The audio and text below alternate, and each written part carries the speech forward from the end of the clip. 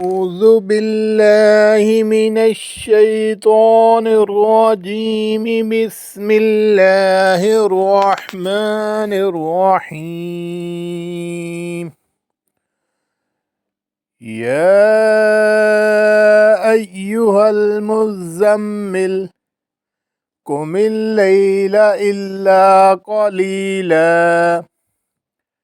نصفه أو انقص منه قليلا أو زد عليه ورتل القرآن ترتيلا إنا سنلقي عليك قولا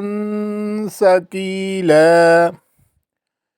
إن ناشئة الليل هي أشد وطئا وأقوم قيلا إن لك في النهار سبحا طويلا واذكر اسم ربك وتبتل إليه تبتيلا رب المشرق والمغرب لا إله إلا هو فاتخذه وكيلا واصبر على ما يقولون واهجرهم هجرا جميلا وذرني والمكذبين أولي النعمة ومهلهم قليلا إن لدينا أنكالا وجحيما وطعاما ذا غصة وعذابا أليما يوم ترجف الأرض والجبال وكانت الجبال كثيبا مهيلا إنا أرسلنا إليكم رسولا شاهدا عليكم كما أرسلنا إلى فرعون رسولا فعصى فرعون الرسول فأخذناه أخذا وبيلا فكيف تتقون إن كفرتم يوما يجعل الولدان شيبا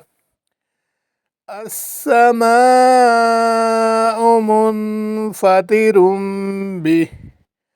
كان وعده مفعولا إن هذه تذكرة من شاء اتخذ إلى ربه سبيلا إن ربك يعلم أنك تقوم أدنى من ثلثي الليل ونصفه وثلثه وطائفة من الذين معك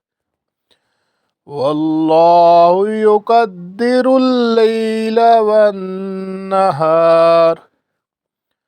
علم أن لن تحصوه فتاب عليكم فاقرؤوا ما تيسر من القرآن علم أن سيكون منكم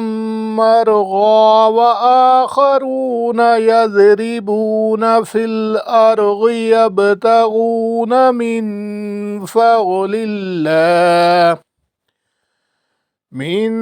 فضل الله وآخرون يقاتلون في سبيل الله فاقرأوا ما تيسر منه وأقيموا الصلاة وآتوا الزكاة وأقرضوا الله قرضا حسنا وما تقدموا لأنفسكم من خير تجدوه عند الله هو خيرا وأعظم أجرا واستغفروا الله إن الله غفور رحيم صدق الله العظيم.